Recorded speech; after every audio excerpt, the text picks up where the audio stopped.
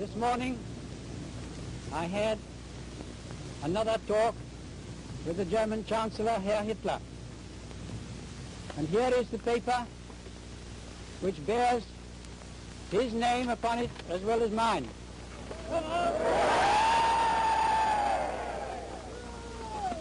Some of you perhaps have already heard what it contains, but I would just like to read it to you.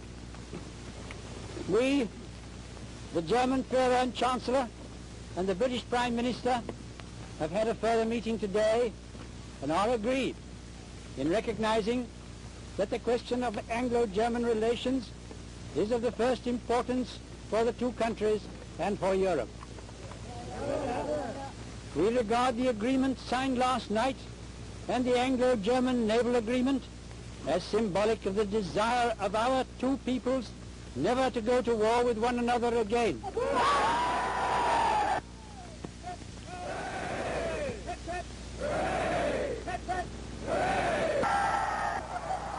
Die Begeisterung erreichte ihren Höhepunkt, als sich am Abend das Königspaar mit dem Minister und seiner Gattin auf dem Balkon des Buckingham-Palasts zeigte.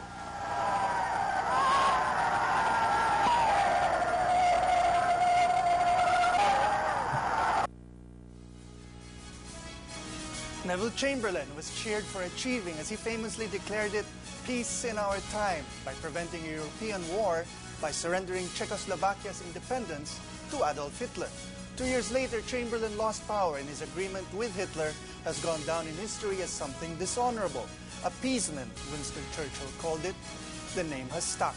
But before we can ask, as many people are already asking, whether the President's proposed peace deal with the MILF will achieve peace in our time or go down in history as appeasement, let's come to grips with what the deal sets out to achieve and when. And let's explore a lost sultanate whose territory the deal aims to cover. I'm Manolo Quezon, the explainer.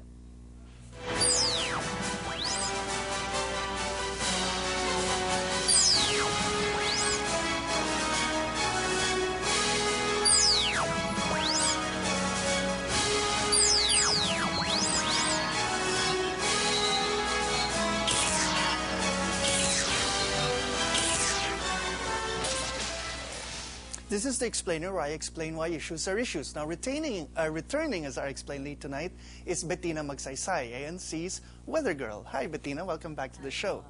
Well, we're going to be talking about a very thorny subject, if I may put it that way. But as we prepare to do so, we're also going to be joined by some students later on. But let's invite our audience to join in the discussion. Yes, please just text REACT, space X, space your name and your question or reaction, and send to 2366 for Sun and Globe and 231 for Smart. Or you can log on to www.the-explainer.com. More on the proposed Bangsamoro homeland when we return.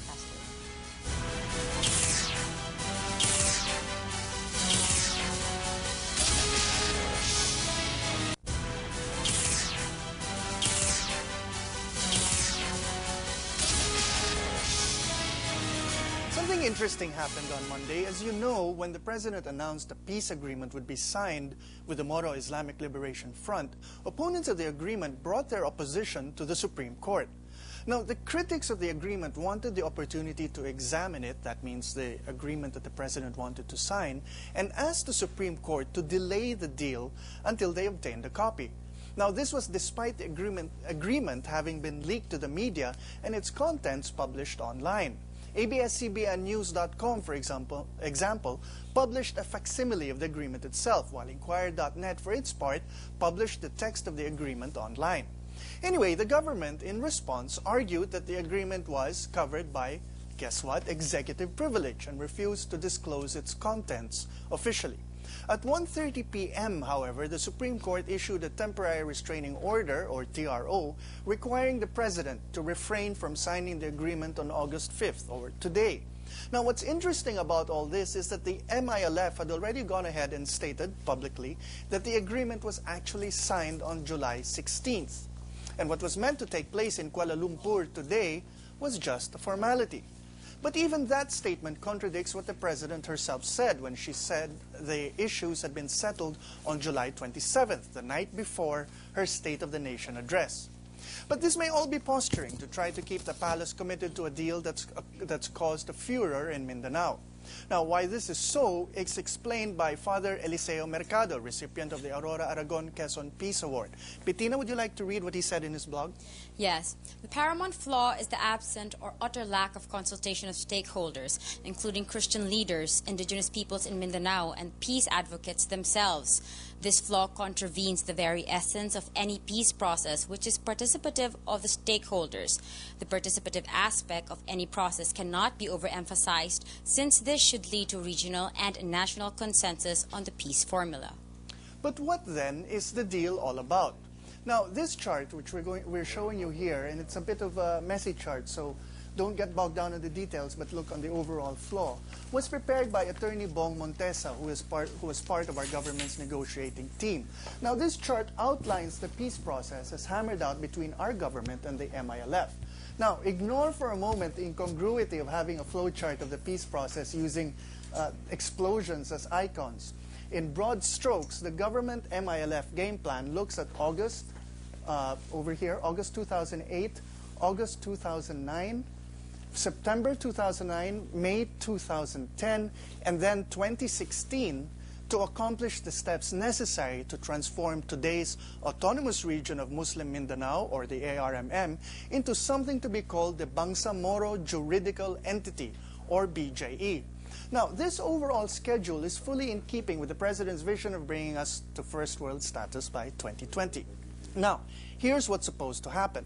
This month, as the President already announced, one of the main obstacles to an agreement was disposed of when our government consented to recognizing the MILF's claim to an ancestral domain.